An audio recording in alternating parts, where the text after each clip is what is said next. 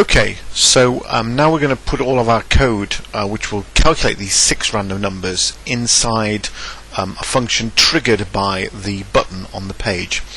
Now, rather than just remembering each time how to actually copy that button click kind of code, what you can do is actually, if you remove all of this auto event wire up code behind and inherits, if you remove all of that out of your page load, what you can then do, if you go into the design side of the screen, you can double click on the submit button, and what will happen is it will open up the script with it will already create the function which was called by somebody clicking on that button.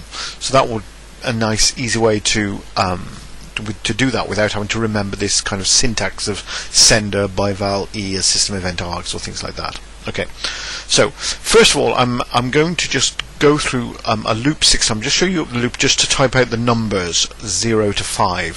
So we've created our array of lucky dip values. Okay, and what we're going to do now is create a little variable int position. So dim int position as integer. Okay, and then we're going to say do.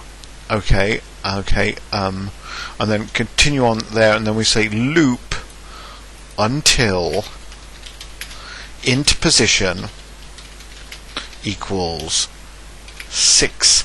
Okay, and what I'm going to just do here is I'm just writing out to show you how a loop works. Okay, so essentially, in position as integer, I'm going to start it off at 0. Okay, dim in position as integer as equals 0. Okay, what I'm going to do is I'm just going to add the number to a string, and at the end I'm going to put the string into the label, which will eventually get filled with random numbers, but for now we're just going to get filled with these numbers 0 to 5. So what I'm going to do is create a little string variable, dim number string as string equals nothing. Okay, and then in this loop I'm going to say number string equals number string, meaning what was previously in number string, ampersand, and then I'm going to put cstr open bracket int position. Okay, and then under that I'm going to say int position equals int position plus 1. Okay, this probably sounds, if you've not done programming before, this might seem a bit weird. If you've done programming before, this looks extremely obvious. But let's just kind of unpick what's going on here. Okay, what I've done is I've created a variable called int position, and I've created another variable called number string. Okay, I start this loop off. So at the moment, at the very beginning, int position is 0. It says number string equals number string and the string version of the number. So number string will equal, well, it equals nothing at the moment, so it'll have a 0 now in it. But then I increase the int position by 1. So int position equals int position plus 1. So int position starts off at 0, and then at the end of the first time in the loop, it now equals 1 because I've added 1 to it. And I say loop until int position equals 6. Well, int position is not equal 6 at the moment. It's equal to 1. So now it's going to go and do it again. So now number string, it will add whatever is the int position now, which will suddenly go up now from being 0 to 1. Sorry, it's from 0 to 1. Okay, which is, so now it's in. So now the number string which previously said 0 will also say 1 now. This counter goes up by 1, and then it says loop until int position equals 6. Well, it doesn't equal 6, it equals 2 at this moment. So it does it again. And anyway, so eventually it does it completely until it equals 6, and then it stops. So the condition ceases to be true at the moment int position equals 6. Okay.